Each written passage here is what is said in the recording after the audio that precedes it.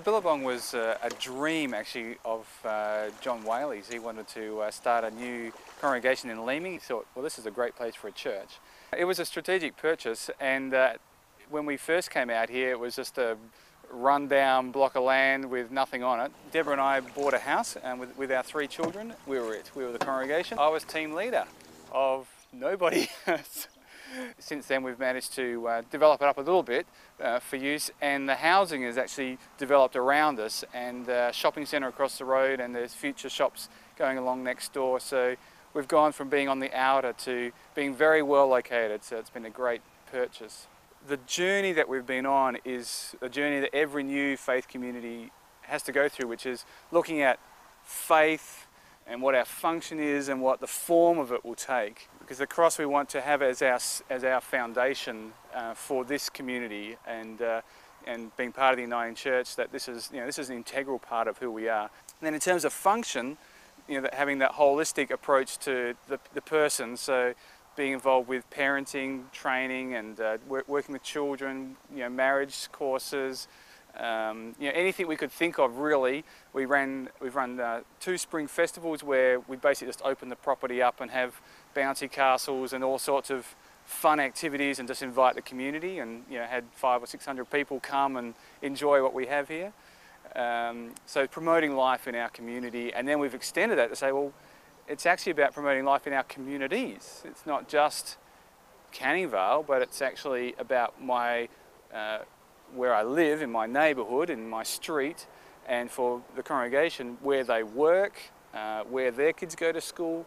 And so we've broadened that sense of trying to, I guess, encourage people to be missioners into their whatever community they're a part of. And the form that it takes, well, that's that's just doing with what you have, what you can. So hence my little tool here with my, this is my oar at the moment, broken shovel. And with the shed, that's what we've got, so that's what we use, and that's no longer available, and now we have a tent. People might be interested in the way that we do church at the Billabong. We've got a real emphasis on small groups. We feel it's actually in a small group discussion that's where people's lives are impacted and lives are shared and stuff. So we're trying to work out, well, how can we encourage people to be in small groups? And we've done that. We've taken a very drastic step, maybe, to actually cancel large group church once a fortnight. So we meet for large group church, similarly to what most congregations do with worship and teaching, and kids go at the Sunday club and things like that. We do that on the 2nd and the 4th Sundays of the month. And on the 1st and the 3rd Sundays, we meet in small groups. Now those small groups are out in the community, in people's homes. We have one that's on site, so that if any visitors come, there's always something happening here. And that one is also structured to be one that's more comfortable for people who actually don't want to be part of a small group. In that particular small group, we've been looking at for the last 4 or 5 years, we've just been going through the Bible using the visual Bible, which is a video version, and we call it Video Church, where we watch the Gospel or Acts, watch a couple of chapters, and then we discuss it. And because of that shared experience of seeing the Bible, that even non-Christians are able to engage in the discussion. And for me, that's probably the most exciting time in the month, is actually that session where we've got seekers who are engaging and wanting to find out more and have thoughts and ideas because they've seen something that we've seen as well. And on the 5th Sunday, which is the odd one, we try and do something different. And we've done picnics, different places. We've got one coming up shortly where we're planning to have a prayer walk around the property to try and get the congregation to think more about what the future is in terms of development and stuff. One of the fun stories is one of our young people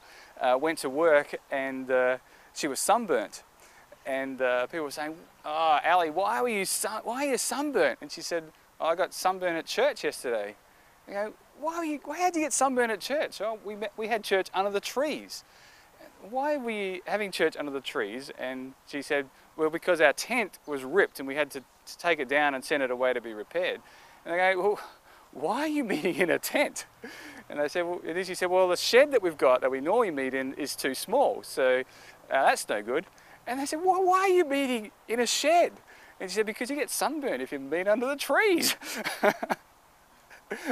So it's the whole thing has been, how do we actually, gather together as a community, and it's been really exciting. We've had the playgroup ministry has been probably our most, the biggest fishing pond for us, and a number of people have become Christians through the ministry of the mums and the grandmas from the church who go to that.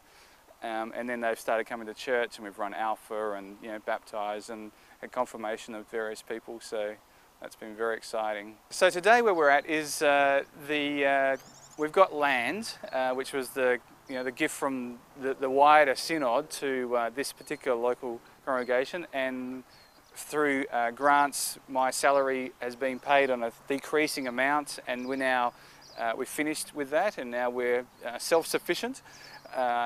But we don't have any facilities, and so what we've done is come up with a mission plan and a business plan about how we can move forward. So we're excited about continuing that ministry and being truly a Billabong, which is a reservoir of water that just retains and stays through the various seasons.